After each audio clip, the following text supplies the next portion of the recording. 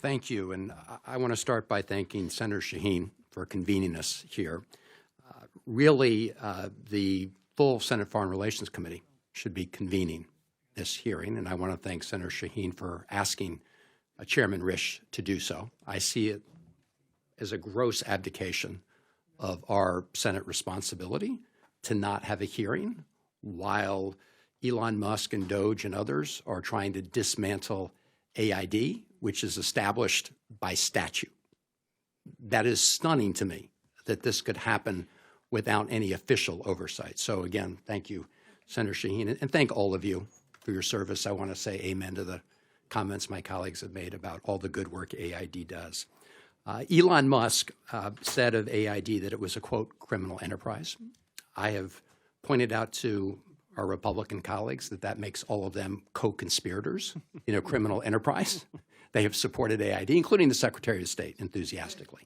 But I wanted to ask you, Mr. Enrich, and you, Mr. Gwande, about two other statements that Elon Musk has made.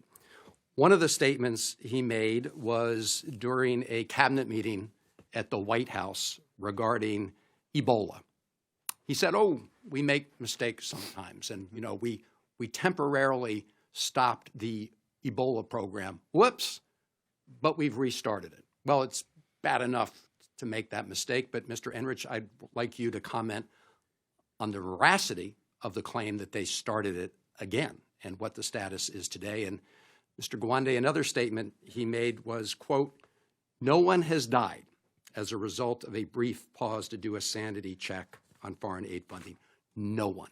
So my question to you is very simple. Is that true, that no one has died because of what Elon Musk and the administration have done?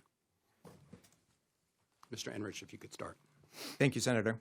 So as to Elon Musk's statement at the White House that the Ebola activities had been restarted, it was not accurate then. It's not accurate now. Despite the Ebola response activities being the first that we pushed as soon as the waiver was issued, the activities were never allowed to move forward, and ultimately those contracts were terminated.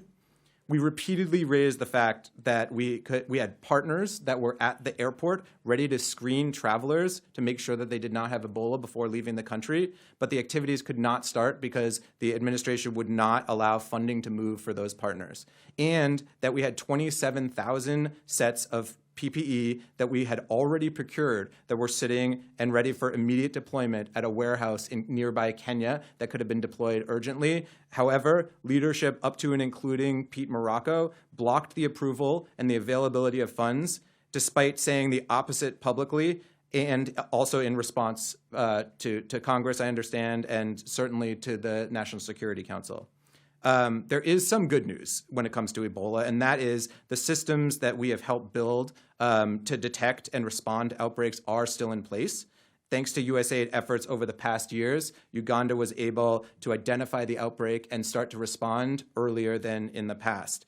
And while we absolutely were prevented and have been prevented throughout from standing up a robust response to Ebola, our fingers are crossed that the systems that we have built over the years will hold and prevent a larger outbreak. And I obviously personally truly hope that the outbreak does not spread, but I do think that merely crossing our fingers and hoping is a dangerous approach to global health policy. Thank you. So Elon Musk's statement there was just false. Yeah, that's correct. Mr. Gwande? About the claim that no one has died, it's absolutely false.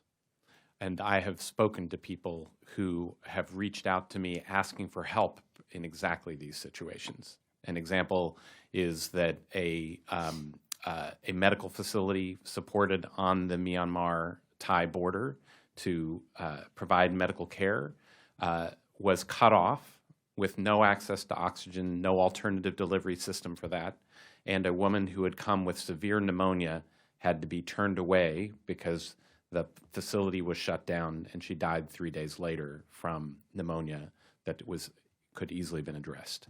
Just a week ago, I was contacted by colleagues in Kenya where HIV programs have been shuttered since January 24.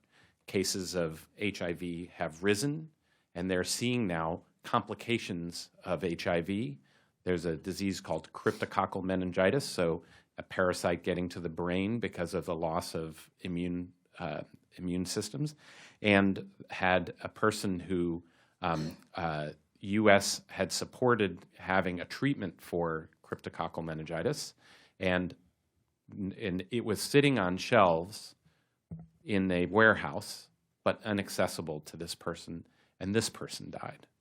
And they still don't have that treatment on hand to be able to address these problems. I could go on down the list. They not only are there examples of people who've died, there are deaths happening every day. And TB, is that another big? TB is another example, and TB is the biggest killer in the world, the biggest infectious disease killer in the world, more than 1 million people. You have cutoff of diagnostics, of treatments, and of prevention. TB kills slowly, but I had a discussion with a colleague where an HIV patient who'd lost access to medicines had now developed TB, and absent that treatment, got a particularly severe case with absence of an immune system, and died from the condition. So we know that this is happening around the world. Thank you all again. Thank you for what you do. Thank you for exposing the lies that are being used as a cover-up to claim that this is all about efficiency, when it's not. It's killing people, and they're lying about it. Thank you, Madam Chair. Thank you.